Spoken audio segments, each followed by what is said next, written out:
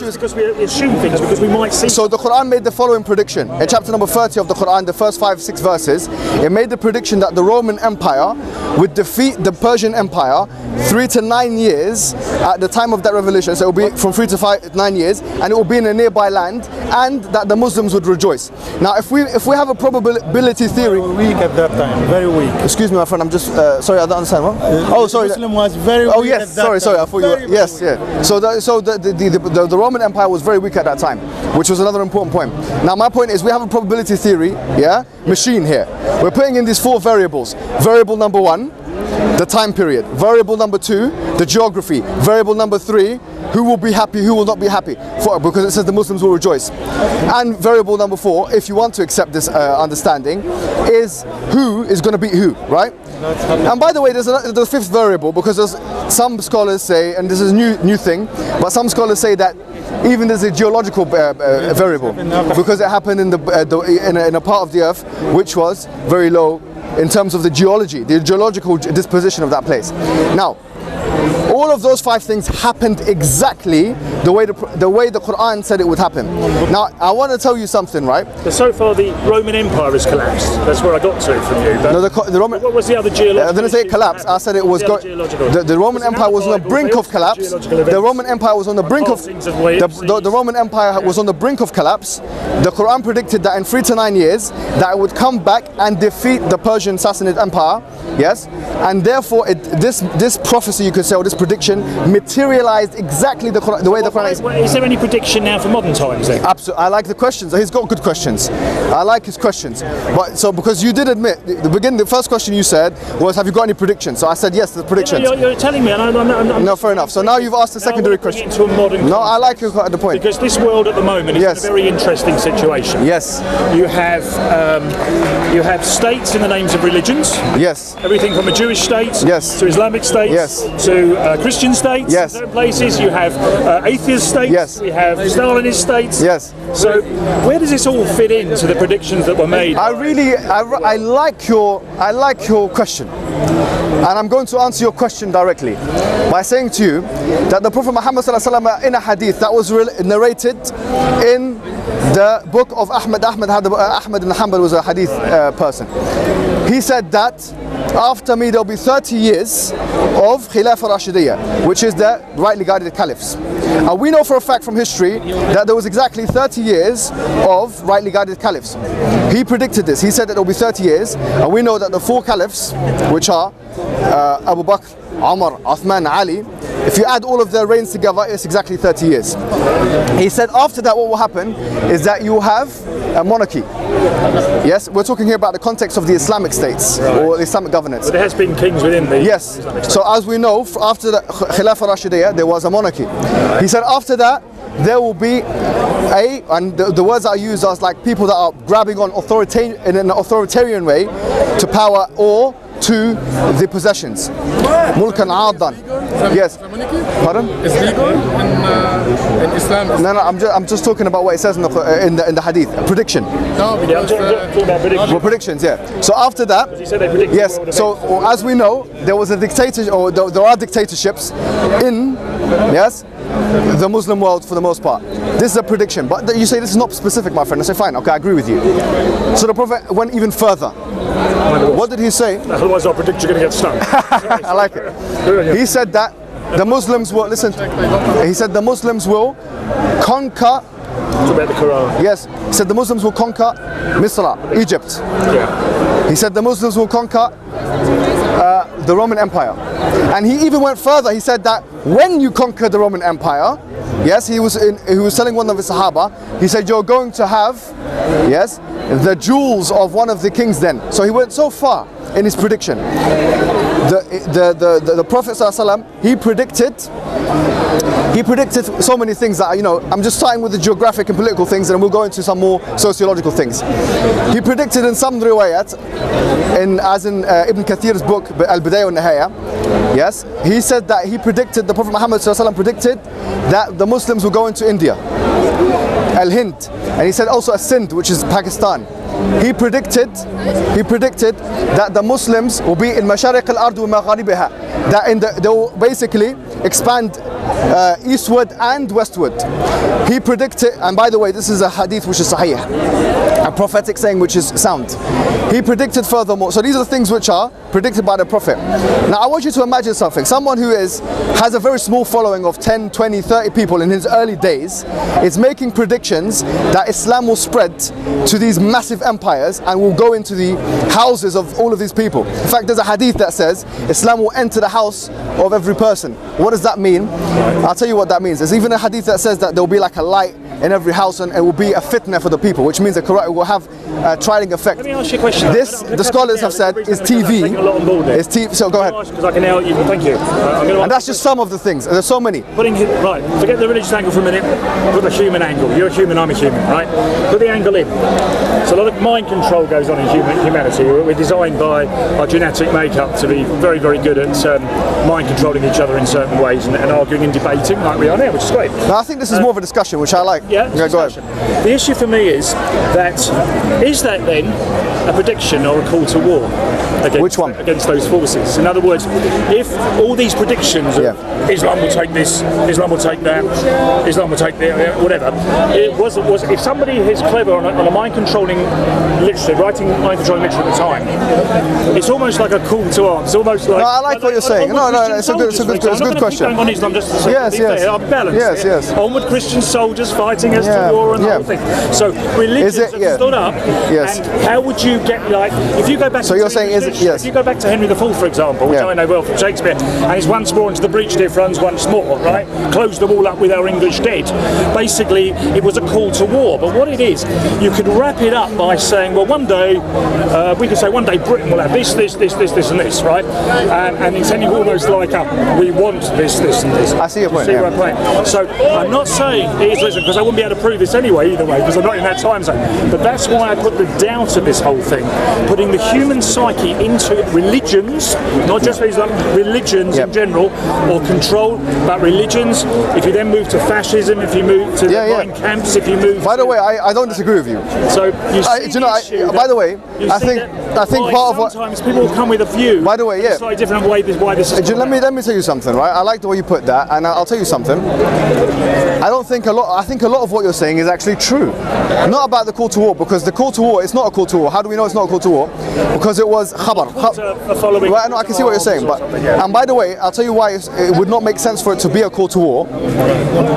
In addition to having been put in a khabar form, which means it's kind of like a narration of what will happen. It's a predictive form in the Quranic, in the Arabic language. In addition to that, the state of the Muslims at that time was that they were being bombarded, by all of the forces, and they couldn't even, Medina is like it's in Saudi Arabia. They couldn't even hang on to that. I mean, there were times where they were not being able to hang on to that blot of land, right?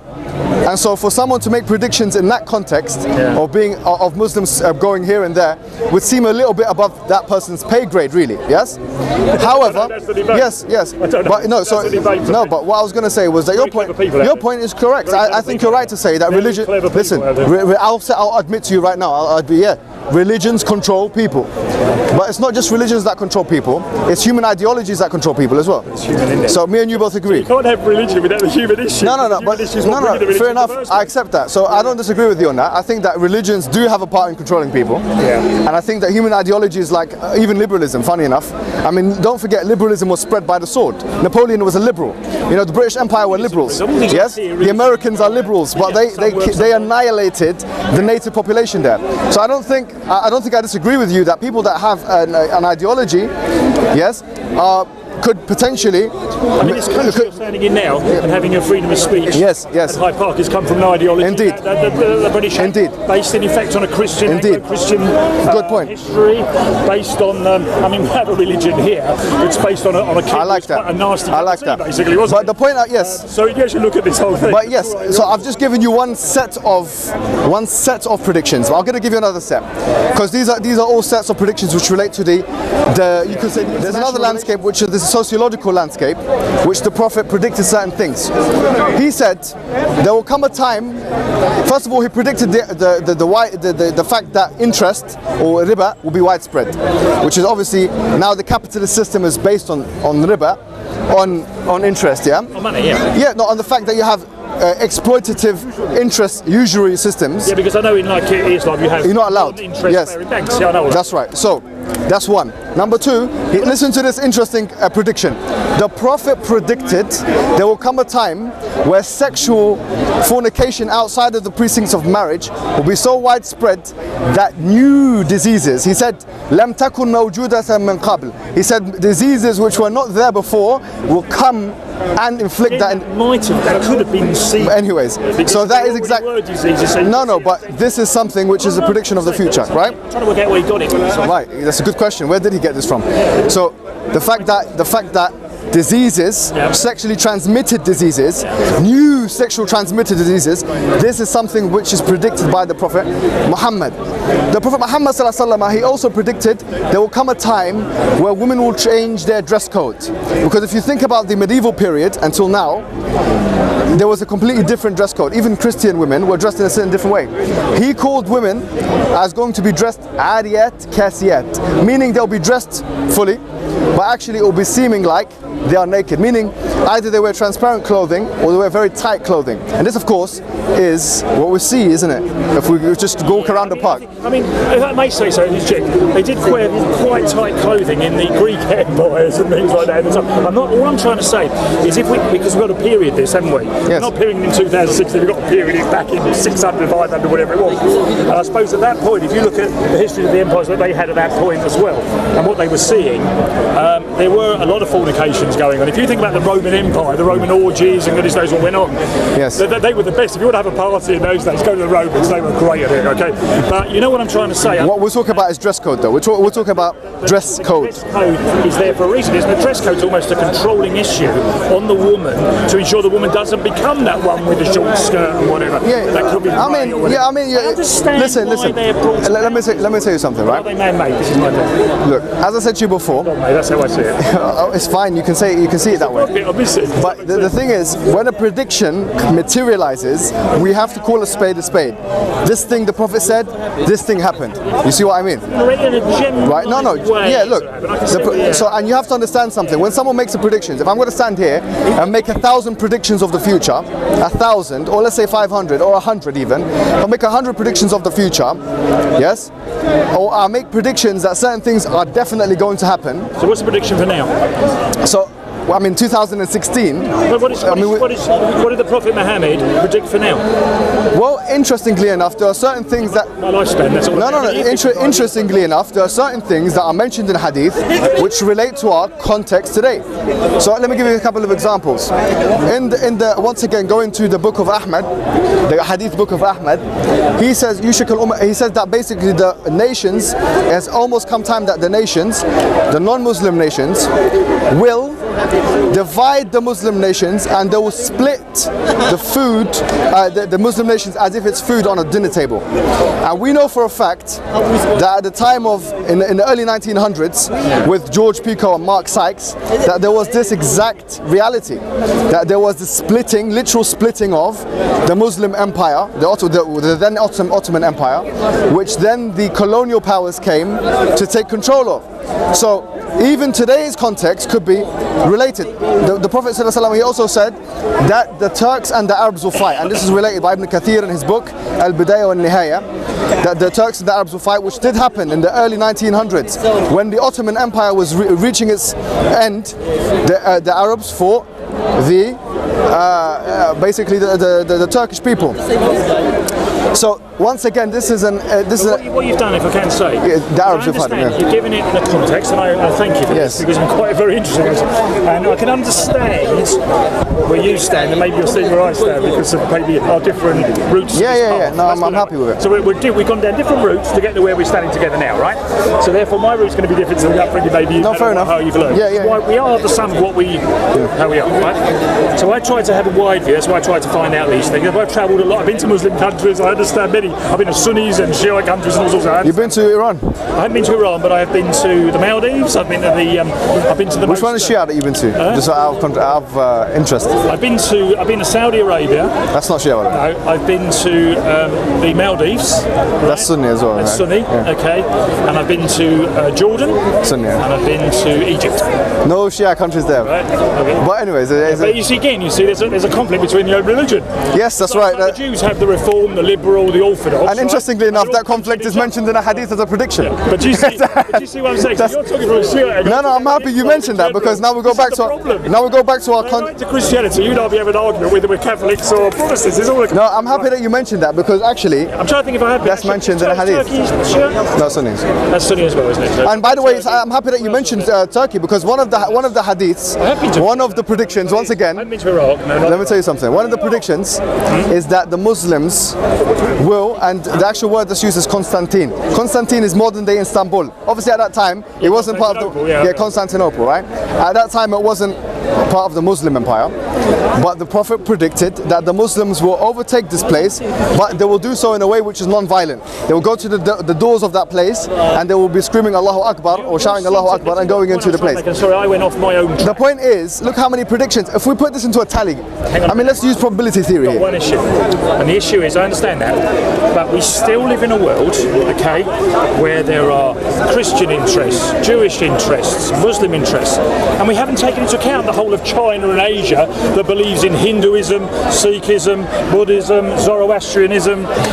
You've got, I went to Lantau Island a few years ago near Hong Kong. So what's the biggest Buddha in the world? Okay? Yes, and they actually pray to this blooming thing. It's great, right? I've been to Mauritius, which has the goddess Shiva and all these Hindu religions. So what I'm saying is that we seem to be limiting these predictions within the context, you understand, of an Islamic issue.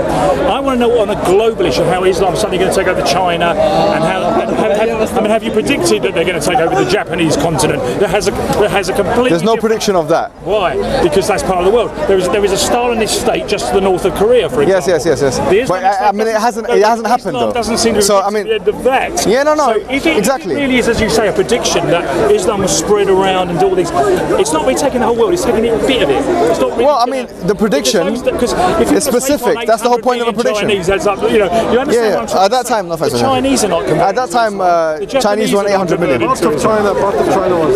Yeah, the Ottoman Empire. That's right. But you understand what I'm saying? But as a percentage of them, they're still very much. But the point I'm making to you is away from the politics. I'm saying to you clearly, an evidence of the Islamic message as being a true message is the predictions that the Quran has and that the Prophet has. And that what I'm saying is, if you put them all together, I've mentioned probably about 30 to you right now, but I can mention more. Have you read like Nostradamus? Yes, I'm happy that you mentioned Nostradamus. Very good. So the question is, did Nostradamus get everything right? Well, he got some of that right, and he got some of it wrong. Jesus right? But he got some of it very wrong. The point is, when the Quran, this is the point I want you to remember.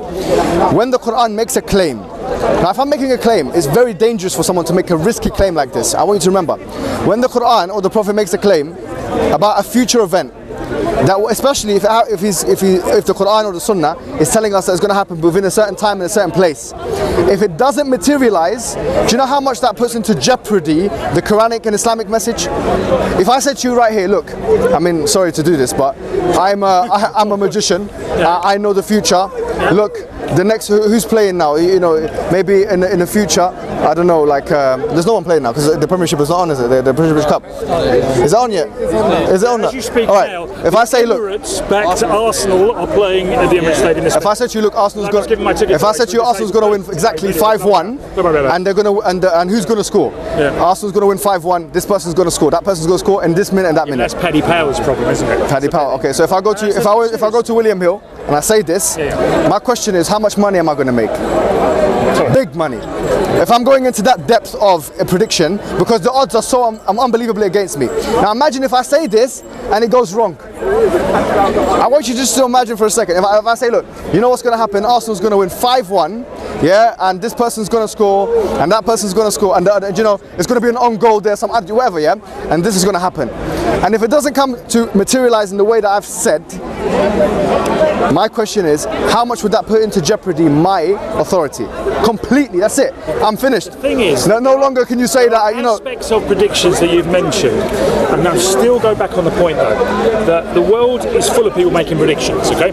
And some they'll say, yeah, look, we said this was going to happen. I mean, there's people within the New World Order now who have been doing amazing scams on people, where they're taking money on the back of there's going to be a New World Order, or they're going to suddenly fund humanity now from all these gold that apparently is in things we can never see where the gold is. It's all like, and all these things are made, and they make predictions, and how they do it, and how the human beings work is when something happens, they backtrack on it and go, look, we said this would happen, and they throw something in that they may have said which was completely off kilter, if you know what I mean. Yes, It looks as if it was them that predicted it. Right. So again, whether you like my cynicism or not, you have to understand that because I live in a world of that is what I've seen in 55 years of life. Yes. And I wasn't around. I thought 55? No. Thank you very much. I thought you were going to say 71. No. It's probably well back street actually. But what I'm trying to say, 55 years old, okay? Yeah. Now I don't. No, you look. I don't mind. I don't think my age. I'm 55 years old. Next time I'll bring my passport, I'll show you the freedom. Oh my God. 55 years old. Okay. So what I'm saying, in my 55 years of life experience, which is really what I've got to go on. Let's be honest. I'm listening to.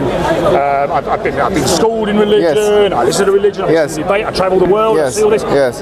People do. They do. I accept you. You're right. I accept what you're saying. Detach this. No, you're right. From anything else. Skepticism, I think, you know, there's a place for skepticism. What I'm saying to you, listen, it's not clever. Listen to me. Look, listen to me. Man-made. What I'm saying to you, when it comes to the Quranic miracles, I've mentioned like I don't know how many Sunnah miracles, but let's stick with just the Quranic miracles for now. Right. The one that I've mentioned to you about the Romans, there's another one I'll mention to you. I haven't mentioned to you before. Right. I'll mention to you right now. The Muslims were at war with the non-Muslims, the pagan Arabs. The Quran, in no more than 2 or 3 different places in the Quran, it tells the Muslims that they will reign victorious over those pagan Arabs who are oppressing them, etc. Yeah, and that they will overtake that part of the land which they were originally expelled from, which was Mecca, right? So for example, in chapter number 48 of the Quran, it says how, it tells you how they're going to do it. They're going to come in, it says مُحَلِّقِينَ رُؤُوسُهُمْ وَمُقَصِّرِينَ لَا يُخَافُونَ. It says that they're going to go in shaving their head, and some of them will be trimming their head, and they're going to have no fear, because that's what they do before Hajj, meaning they're going to go do Hajj. Yeah, so the point really is, imagine if that was wrong. Imagine if Mecca was never overtaken by the Muslims and it was never reclaimed by the Muslims. That would have humiliated the Islamic message. It would have completely put to jeopardy. Do you understand the point? You know, I get what you don't know. I get where you are, okay? Yes. I'm being respectful because I'm getting where you are, and I'm getting why you're saying what you are. But the thing is that I'm still in the middle. I'll tell you why, because the issue for me... I like it. Now you're still in the middle, because before you were there, now you're here. No, when I say I'm in the middle... Hang on. See, do you remember I told you about mind control? No, it's not mind control. No, because I know what I'm saying is... Don't be scared of it. I know you're feeling hypnotised, but... conversation, not from a point of arrogance and dogma, but I come into conversation to see the sides. No, I like the way you spoke to me. Unfortunately, for you, I haven't moved to this side of it, because the reason is... Not yet. I understand.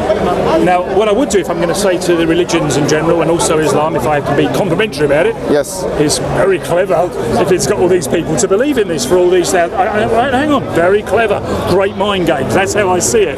Very clever. Literally, you know, somewhere in there, it was written by scribes, wasn't it? Somebody had to write that so you can go and buy it down Oxford Street and get a free copy or whatever. Somebody had to physically... I think they've given free copies over there, by the way, if you want. Now, the bit I'm going to miss, which I know is the elephant, she used to call God an elephant, but the elephant in the room is I get in every religion that there's a Bible, even in Sikhism here a few weeks ago. I understand they have the gurus and all that. And then I go, well, where did they get it from? And they always say they got it from this higher entity. For me, and I think this is where we're going to disagree, and I don't think we'll be able to solve it today, is I don't get the higher entity spoke to this individual. I just think it's the words of those individuals. Okay, but what I'm saying to you, that's what you believe. So it starts with humanity, it's then propagated, but in modern times, like Mein Kampf, like Karl Marx or whatever, great orators, great books, followed by millions around the world, changed countries, changed regimes. There are people today, and you are still talking about Islam today because it was very well promoted and propagated. That's right. That I'm not denying. What I'm By the way, that's an interesting point, because you know I haven't got the bit above it, the God bit talking to that. Listen to me. For me, because I just see humans write, create. I want to say to you, because I think this is where we obviously going to have to part ways. What I'm saying to you is, no, look, is we have to put our subjective biases to the side. No, wait, hold on. We're all subjective, right? We all have our biases. I have my own sociological bias. I have my own psychological biases. You have your own psychological and sociological biases. The things that put biases away are certain facts, and one of the things that you could do to create, to unite upon people that have bias is we look at the facts, we look at the numbers, we look at the probabilities. So you have a bias, I have a bias. Well, I'm based in probability on my experience of how I see the world. No, now. but look, I'm speaking to you from a strictly kind of like a mathematical perspective now. You have your own sociological bias, I have my own sociological bias. I'm saying where have you got your sociological bias from sociology. Teachers, your parents, everyone, yes. Right. So you must understand. And so have you, yeah? All of us are like that. With a completely different life history. Indeed, yeah. That's the point. So in order to I was in an African village now, I'd be having a indeed, I like it. I like that. Right. And had Hitler won, we would be having a completely different discussion. Isn't that right? Bloody good in German. No, that's what I'm saying. Yeah. Right. So the point is. Most of all, family were German. Anyway, don't worry about that. That's a good point. I mean, the point really is putting sociological biases to the side. What we do to resolve sociological biases is we don't speak about things that are sociological necessarily, and we try and unpack the probabilistic things, the things which relate to numbers and facts, which is why I said let's put all of these predictions into a machine, a probability machine, and let's look at the numbers. Now we can actually do that from a mathematical perspective. If I said to you right now, I predict that Arsenal will win 5-1, which is a team obviously, you know, Arsenal, football team, they win 5-1. Yes. If I say that, I go to the betting shop, they will look at the numbers and exactly, and they will give me the odds of that. Now I'm saying, why don't we apply the same logic when it comes to all of these probabilities, or all of these predictions rather, that the Prophet has predicted? If we do that, about then, this is very, very key to me now. Yes. We may not have time for this because I understand you want to talk about things, and I also want to. But I'm going to. Let's finish with this. This is the issue about the higher thing, because I see a world, nature, I see trees, I see skies. I've been up in many planes in my life. I'm sure you have probably, and we've seen the miracles of all that, right?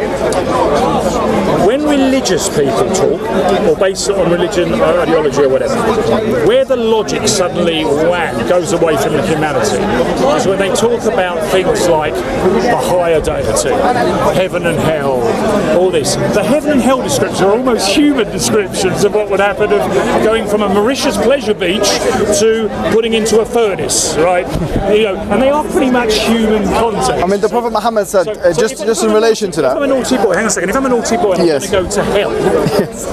So it's a good way of putting it. Is the hell a medieval torture chamber? Because this is almost how right. No, it's a good question. The issue is that a question you want me to answer? But if you look at probability, go to any cemetery in the world now and open the coffins and see what's in there. Yes. You'll see probably bones. Yeah. Hopefully it's been down long enough before you get the rotting bit, but the rotting will happen and there's bones, right? We physically can see that as what happens. Yes. When someone dies, they appear to go into a total non-cognitive response with us. So the minute I die, this conversation ends and I don't even know I'm here anymore, right? So that's where we have the difference, because suddenly a religious person to tell the good news story is, don't worry, when you die it's great news, because you're going into a waiting room where some supreme being I've never met in my life is going to sit on a throne, hang on, this is how it's told to me, and will decide whether I can go into the good door or the bad door. Okay, I'm being flippant, but there's a way, there's a reason. What we see physically in the existence of the world is not that at all. What we see is a rotting body, which either has to be burnt quickly. Yes. In foreign countries. No, not in our religion. In hot countries. I know you bury in Islam, but that we burn a lot, and we also have to bury quick. You bury quick. They bury quick in Judaism, very quick. And Islam. They bury in Islam. Why? Because of the country's culture they eat. Now, why? Because our body's going to rot. Yep. So I know you're going to tell me about the physical goes and the spiritual, whatever. In my context, we don't see that spiritual bit. As humans, what we see is the physical death. So do you want me to there's no more discussion going on in a human form between you and I. Yes, of course. Because the cognitive response has gone. Now, before you were born, the day before you were born, did you have any recollection of this world? Yes. Probably not. Oh yeah. So if you didn't have any recollection of the world before, there is also logic in my theory that you go back to the state you're in when you die. Can I just respond to what you said? Because it's the most logical thing. All right. So just to conclude, I think this is an interesting debate and a discussion really, and we've unpacked lots of things. So let's talk about the first thing you said. You said that the fact that you said the descriptions of heaven and hell are very much human descriptions, and sometimes. Yeah. All right. So I will say to you in response to this that the Prophet Mohammad said in a hadith which is Sahih, I think it's Sahih Muslim. He said that Jannah, which is heaven, is something which is لا يخطر على قلب بشر. Yeah, it's something which is no human heart has been exposed to. In other words, something which you cannot imagine. So and why do they say that it's in certain contexts? They're talking no, but let me just wines, right. No, yeah. Virgins, so although yes, so what it is that these are descriptions, these are imageries that are created, so that human beings can be free in their own imagination to imagine the eternal grace or the eternal garden, right? Or the eternal disgrace or the eternal doom. Right. But what we as Muslims would maintain is that these descriptions are not in fact the reality, the actual reality of it. The actual reality can only be comprehended when the human physical self is actually put into that new dimension, to that new metaphysical dimension. Now your point of what about those individuals that are in the grave, all we see physically is bones and writing. This is exactly what's mentioned in the Quran. Is it, by the way, this is well, it would be because that's what they were saying at the time themselves. What I mean is that this skeptical remark that you make is the same skeptical remark that was made so many times ago. That when we are bones and when we are bones and and dust, will God raise us alive again? And the Quran has a response. Do you want to hear the Quranic response? Yeah. The Quranic response is as follows. Allah says, قل ينشأكم الذي what is it? قل يبعثكم الذي أنشأكم أول مرة. He is the one who will. He is the one who will come back. Allah says, or somebody writes that. No, Allah is speaking it to the Prophet Muhammad through the angel Gabriel, who's speaking it out, and then they're writing it down. Who wrote this? The angel Gabriel? No. The companions of the Prophet wrote it down. Right. Okay. So you understand what my issue is where this is coming from. Is it coming from human being deciding this is what he's going to write to control issues? Look, if I said to you, what I'm saying is don't worry about dying tomorrow. Yes. Because you're going to the most amazing place. You won't fear death. Look, I know that. Look, if you die tomorrow, everything you've enjoyed is going to end up. Let me tell you something, right? What you've repeated throughout this discussion is that it's human control. Well, that is what I would say that is a claim, is an assertion. But we are humans. Okay. No, but we have to understand is that in order for assertions to have weight, they must have evidences. So what would be is to actually come forward with evidences that this Prophet Muhammad must have actually had human inspiration and not divine inspiration. But what you've said is you've made the assertion, you've given the point, but you've not given any evidences. But the evidence I'm giving to you is here now. Yes, go on. Where is the Supreme Being? That's not evidence. So what you're saying is You can't call that Supreme Being now, can you, in front of me? No, what I'm saying is... Why can't you? Because you believe in it. So why doesn't it come to you to shut me up? No, seriously. Ya Allah. No, seriously. If it's looking at Ian going, shut up, Ian, right?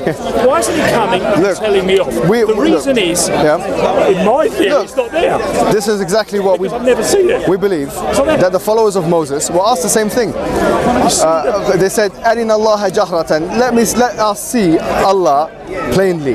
Then, so how do you see Allah? No, we don't. We say that the whole point of the earth that we live in is a test. How do you see Allah? It's a test. You're the believer. I'm not. How do you see Allah? How do I see him physically? I don't see him physically.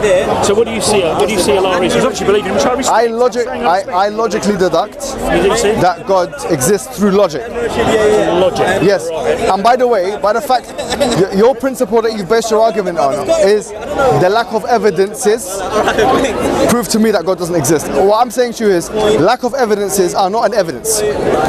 So for you, your standard of truth... man-made story trying to give an answer to a story. So according to you... in human context, no, but what I'm saying is also not a way. No, but what I'm saying is, maybe as an atheist, you're saying that I haven't got any I don't have any evidences. It's not atheism. It's because I can't be an atheist. There's nobody in the world who can be an atheist because you haven't experienced whether there is or isn't. So you have to be agnostic anyway. All right. The issue for me is you could throw a label at someone. I can call you a fanatical Muslim. You could call me an atheist. But it's just a term. It doesn't mean anything. Yes. Do you know what you are to me? A human being. I like that. You're no different to me. You're a human being. Okay. It's just your schooling, your background is totally different. Okay. So what's your concern? What is your concern? No, I'll tell you what my concern is. Yes, please. If I had been born not to a westernised London in 1960, which you now know because I don't know my age, right? In 1960, to a westernised London with a westernised secular family, with a westernised upbringing, a public school education. So I was told about body and blood of Christ and didn't believe in any of it, right? Okay, but anyway, they gave me all that, right? For me, okay, I have those views, okay, but I've also travelled and I've questioned the world. You have come from another, I don't know what it is, but you've come from probably another history. You've come from a different history. You have his, we all have. So we're the sum of our parts. If, however, I am shocked, if I've been born into a very orthodox Jewish family, for example, I'd be having a totally different conversation. Yeah, maybe. And that is why I'm saying it's human interaction. Let me tell you something, right? Let's put it this way. I know you need to leave, so I'm going to give you one last quote. See, I'm going to give you one last quote, which I think I want you to really think about. We are all biased. We are all sociologically biased. The reason why we're biased. Listen. Because humanity, you're biased. Yes. Because you're biased. That's a we. Yes. I'm talking to you. Yes. Because we're both. I'm biased. Yes. I'm telling you, but the reason, right? You just got my point. Yes. The reason we're biased sociology is humanity has made us biased. Now, listen. There is such a thing. It's a human issue. Bias does not necessitate falsehood. Okay. There's no. I can create something. What I'm saying, real. Right. No, but listen, Ian. Yeah. Bias doesn't necessitate falsehood. What we do is we see whose bias is true and whose bias is false. That is why, throughout this conversation with you, having a bias will only know their truth as the truth. No. They won't want the other truth. Listen. Because you've got a bias. No, but hold on. You couldn't believe it. I'm telling you something. You couldn't see my point. Everyone is biased. Everyone is biased. What I'm saying to you is clearly this. It's a human issue. It is a human issue. You're right. Yeah. But what I'm saying is, since we're all biased, what we have to do is we have to rely on evidences and facts. And what I've tried to do in this discussion, whether you accept what I said or not, is I've approached the Quranic miracle and the Islam.